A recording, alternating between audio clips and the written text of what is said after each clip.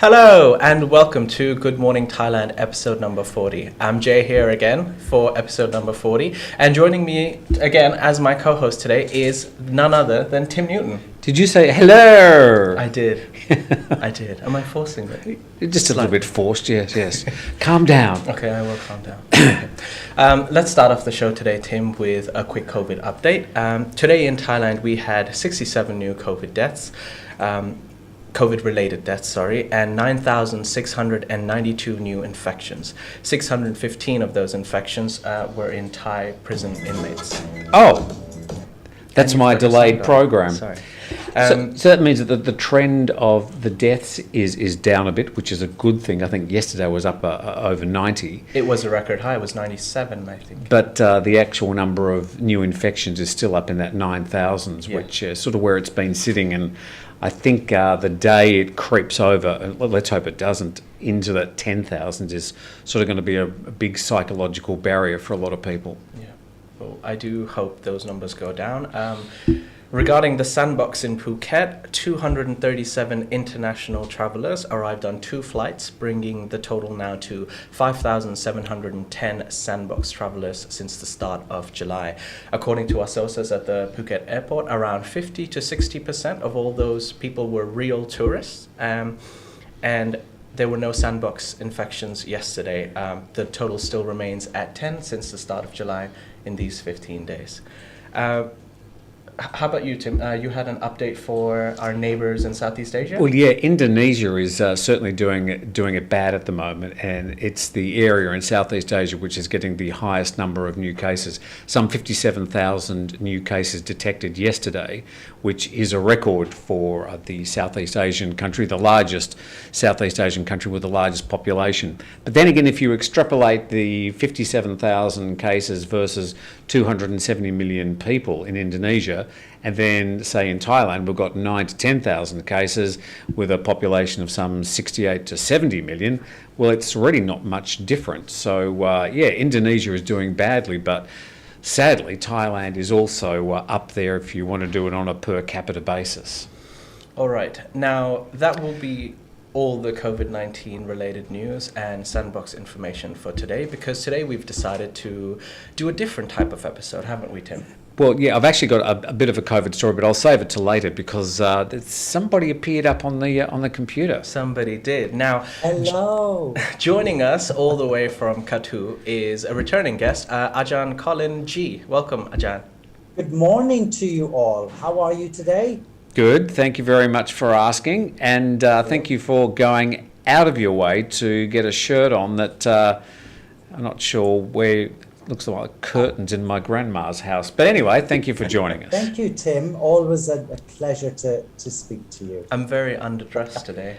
I didn't show up, did I? Well, at least you ironed it. Thank you. For about an hour, I understand. I guess, yes. So now for those of us who've had the pleasure to visit Thailand or live here, we're all aware that Thailand has many amazing things, from the scenic mountains of Chiang Mai to the beautiful beaches in Phuket, the amazing Thai food, and the amazing Thai people themselves.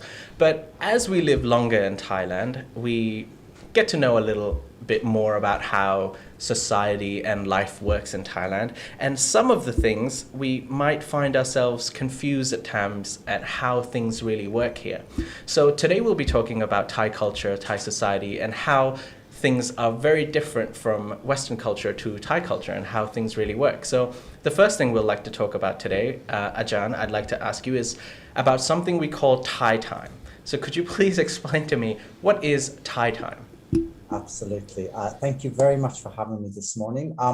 Basically, it's a real bone of contention amongst Westerners and Thai people. Us Westerners, for example, we can't understand why Thai people are late or don't treat time the same as we do.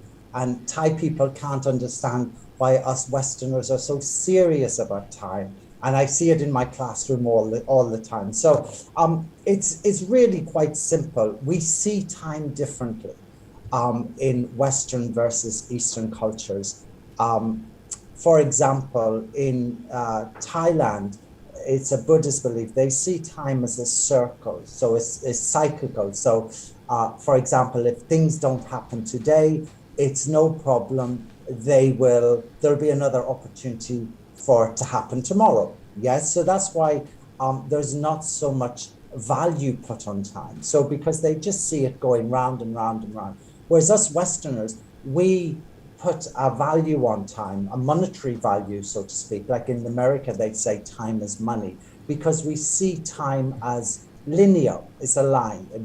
We divide our time into seconds, into minutes, into hours, days, weeks, etc. So that is the main difference. We've just got a different perception of time. But if you look at somewhere like Japan, for example, they are very, very strict about time. So it's not an Asian thing per se. And then if you go to somewhere like Southern Europe, they have got a similar concept to time as Thai people do. So yes, it can be very, very confusing if you say to a Thai person, I will meet you at 9 a.m. The chances are they will turn up late for that meeting. But again, it depends on the relationship you have with that person. If you're meeting a friend, it's no problem to turn up 30 minutes late. However, if you're meeting your boss, or you start work at 9 a.m., the chances are you will actually turn up for time. So it's all to do on the relationship. So in essence, that's what time is, basically, or in summary, that's what time is. We just see time differently. Ajarn Colin, is it an Asian thing or a Thai thing? It's not an Asian thing, because, as I said, like in Japan, for example, in South Korea, they are so strict about time. Like I have a classroom and I can have 12 different cultures in my classroom, and Japanese people will always arrive on time. And if they're late, they're very, very apologetic, but they're very seldom late. German people, again, they come in 10 minutes before the class starts. And Thai people, I'm making a generalization. I'm not saying all Thai people like this are like this. And I'm not saying it's right or wrong. It's just different. And it's all to do with how we see time. Westerners see time as line, and Thailand see time as a circle. Right. So it's as simple as that. All right. Well, thank you for that answer. We'll be back right after this break and ask Ajarn Colin more of your questions. So if you have any questions, please type question in the chat box, and we will get to them right after this break.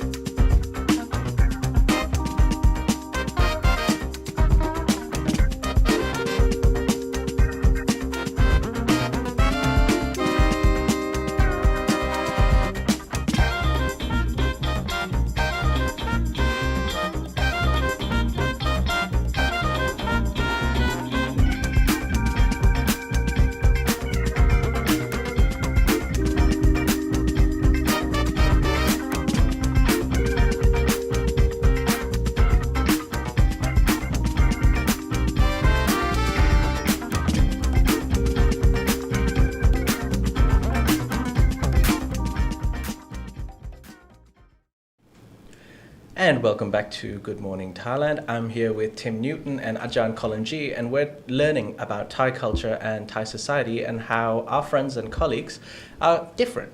So Ajarn Colin G, we were talking before the break about Thai time. So like you said, it is a generalization. Not everyone is like this. However, the culture here is a bit different. And as Tim told me earlier, it's quite sabai, which means slightly relaxed. So how do we deal with Thai time? Because that's like you said, if you're German or if you're a Westerner, we maybe emphasize the importance of time a lot more and often try to come early rather than late. So how do we accept it? Do we just accept it, or do we embrace it? Do we tackle it? What do we do? Fight. Well, I think, again, it depends who you are. If you're a boss running a business, you would expect your employees to arrive on time. But if you're a friend waiting for a Thai friend for coffee, I think you need to be a little bit flexible and accept that this is part of the culture. Like, as I said, it's not wrong, it's just different. And how about you, Ajarn? So your Ajarn means professor. So you're a professor. How do you punish your students when they're late to class? Do you just let it slide? Are you caning them? Beats them. Threatening execution? What's the deal with you? No, I am quite flexible. I think I've been here now long enough to realize that I think you do have to be a little bit flexible, or a lot flexible, on many issues when you move to another country. So rather than try and change their culture, I try to fit in with their culture rather than change. I don't want to change it, because that's why so many people come here. They love Thailand so much and lots of aspects about it. So no, I'm not trying to change it. And, again, I take things into consideration. I don't want students rushing on a motorbike if it's raining outside, just to arrive into class on time. All right, Ajarn. Now it's time for some viewer questions. Tim, you've got some questions. Lots and lots of comments. Ken Adams asked the question, do Thai people like to be kept waiting by others who show up late? So do we have the situation where some Thais are not quite as accepting of flexible deadlines and fluent time? Not something I've noticed very much. Yeah, that's strange you said that. I've never had a Thai friend ever complain I'm late. I'm never normally late. What time did you get here today? Next question. So, Ajarn, what do you think? I've got plenty more here. Oh, do you? Okay. Just march through this. Julian Gunter, who is one of our members, he says, do Thais turn up at airports? No. Turn up late at airports? No, he says. Bipolar Punt says, do you think the Thai government is watching this chat? Doubt it. I highly doubt it. But they are checking up on Ajarn Colin, I know that. Yeah. Do you think the Thai government is... here we go. Does the Thai military use Thai time? I have no idea. But I will say, in many aspects of Thai culture, it can be very, very contradictory. So they will say one thing, but then do something completely opposite. So I have noticed that sometimes, I'm not late very often, but Thai people tend not to like it when you turn up a little bit late, which is completely contradictory to what they actually do themselves. So that's my opinion. Other questions. Could you please explain how does the Buddhist calendar year, how's that designed? Because the Buddhist calendar is, what's the offset there? And do you know the history of the Buddhist calendar? I must confess I don't know a lot about it. No. It basically operates in step with the calendar years, but it's offset about, 71 years, is it? Nobody knows. It's very confusing, to be honest. Yeah, and the actual Buddhist calendar is meant to start at Songkran on April the 13th each year, which is the Thai New Year. But in reality, they operate with the same sort of calendar year as the rest of the world. But the Buddhist calendar was a different sort of setting of time as such, but it does sort of operate in concert with the rest of the world's calendars. Sure. But can I also say that it geographically, it depends where you come from in Thailand. Like in Bangkok, for example, where people are more westernized, or even in Phuket, people are generally on time, whereas in rural Thailand, people tend to be a lot more flexible about time. I could say that many times I've ordered an electrician or a plumber, or somebody says they're going to deliver something at a certain time. But here they'll say, we'll be there between 9 a.m. and 4 p.m. Could you give me sort of a time? I'd be somewhere in there. But don't be surprised if in fact it ends up being the next day or the day after. So I have found that aspect of Thai time, rarely do the trades keep to their allotted appointments. It could even apply to public transport. Normally, in certain countries, the buses are on time because it's very important for people to get to work. But often in Bangkok, you can't necessarily rely on the time that the bus will arrive. So you've just got to guess and predict when the bus will arrive. So that could be a problem for a lot of people. However, it is steadily improving. Yeah, I think living here, you just have to adjust your patience to the fact that people are going to be late from time to time, and not to get too upset about it, because it is just a part of the culture. In the wet season, traffic's going to go slower, so you just need to be patient and accommodate for that as well. Right, I think it's time for another quick break, and we'll get back right into asking Ajarn Colin a few more questions and our viewers' questions. So keep those questions coming. We'll be back right after 2 minutes. The Thaiger is getting behind businesses for the restart of tourism next month. With 60,000 daily YouTube viewers and around 8 million clicks on our website each month, half of them from overseas, let us help you get in contact with the next wave of inbound travelers. Thaiger is offering 50% discounts on packages right through this month. Details in the description under this video. And we're back only after 20 seconds, even though I said 2 minutes on the topic of Thai time. Thai time. Thai time. Just another comment. Some people are saying, yes, Thais do turn up at airports very late. It seems to be an issue for a lot of airlines that sometimes the Thai people are not very good with keeping on time. So maybe it is a thing. Julian. Can I just say, I know lots and lots of Westerners who are always late as well. Yes, there's one in this office.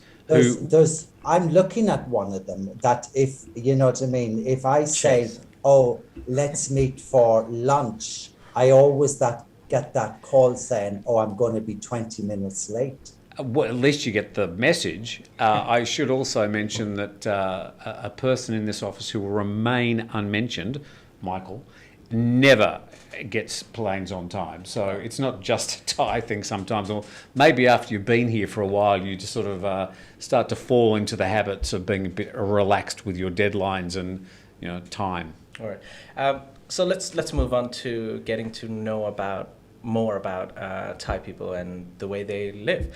So in my opinion, Ajarn, Thai people are extremely polite and generally quite shy. As you're a professor, I wanted to ask you, students generally don't question a lot of things when they're younger and in classrooms. Critical thinking is not something generally, very popular among them. So I wanted to ask you, do you find it difficult when you're teaching to have students speak up and perhaps even challenge something that they don't believe in? I used to, and I've noticed a huge change now. I've been here for 11, almost 12 years, and I've noticed a huge change in students' attitudes. And again, it all depends which location of Thailand you come from.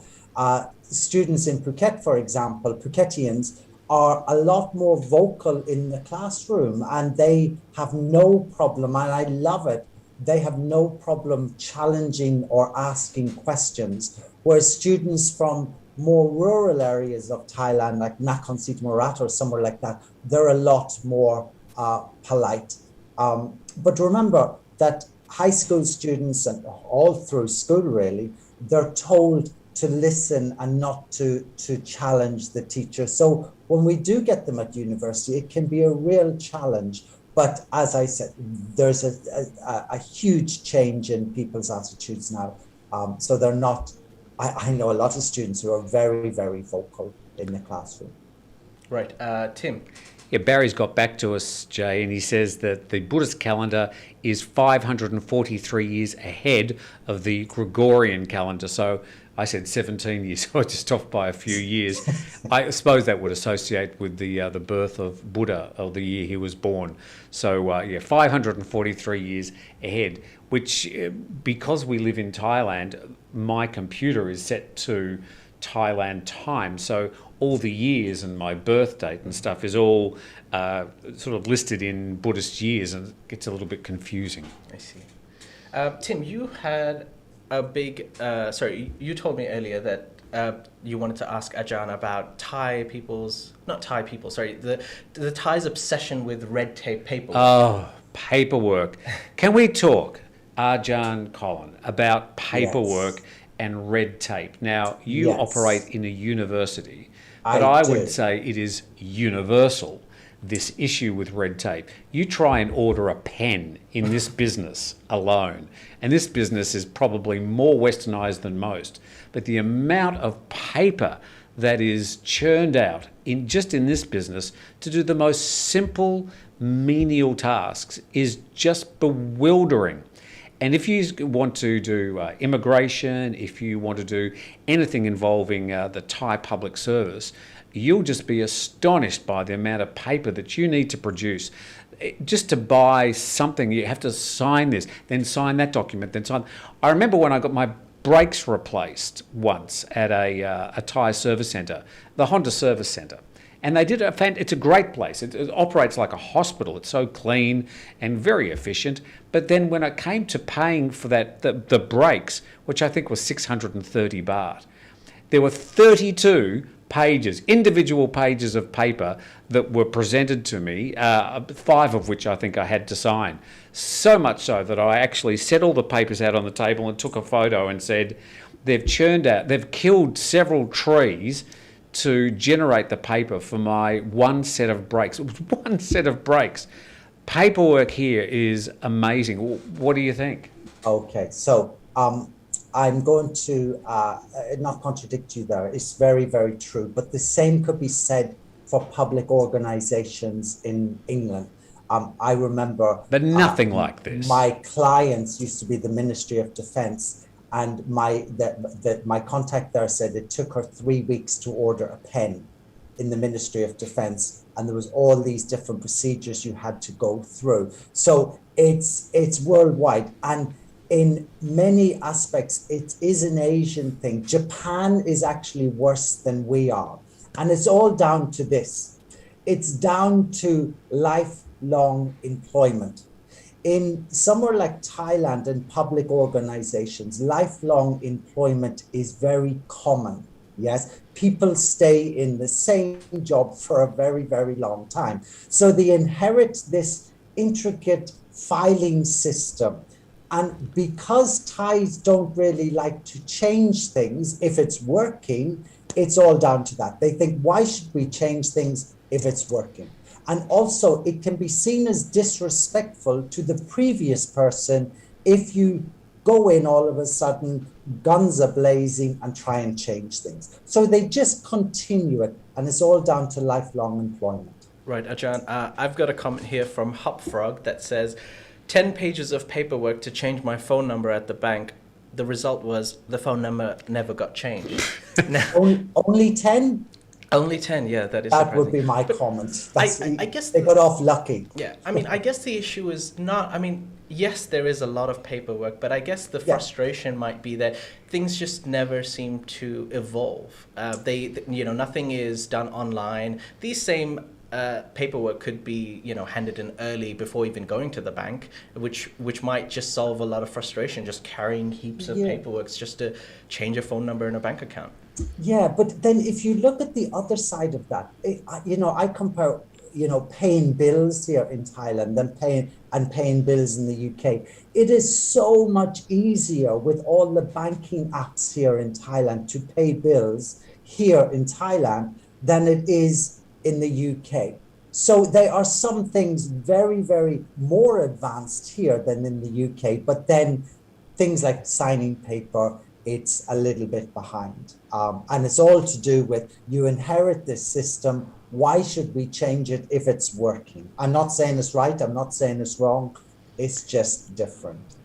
Right. Tim, any questions? Yes, Paul R. has made the comment saying that if the Japanese bullet trains are late, it's not uncommon for the head of the company to issue a public apology. I think, in fact, if a bullet train is more than 1 minute late, they're actually required to do that by law. So certainly in Japan, time operates much, much more efficiently and precisely. A lot of comments coming in. Yeah. But I guess on that note, I mean, I understand the importance of time, but I guess just living here for 20 years, I mean, even if someone is late, it doesn't really bother me. Maybe I am, I've just But embraced you're part of the the culture here. I am part of the culture, yes. But I mean, does it really bother you if someone is 10 minutes late? Because Yes. let's talk about, places like Bangkok. I mean, living in Phuket and Chiang Mai, things are different. But if you're living in Bangkok, you've got traffic, it could be raining. Coming to work late is bad. But it's something to do with courtesy, though, isn't it? Yes. And respect for other people. You're absolutely right. But at the same time, does it really bother you, though? Yeah. Okay. In fact, I know, I take a mental note of thinking, okay, that person is being disrespectful and they'll get treated differently from everybody else.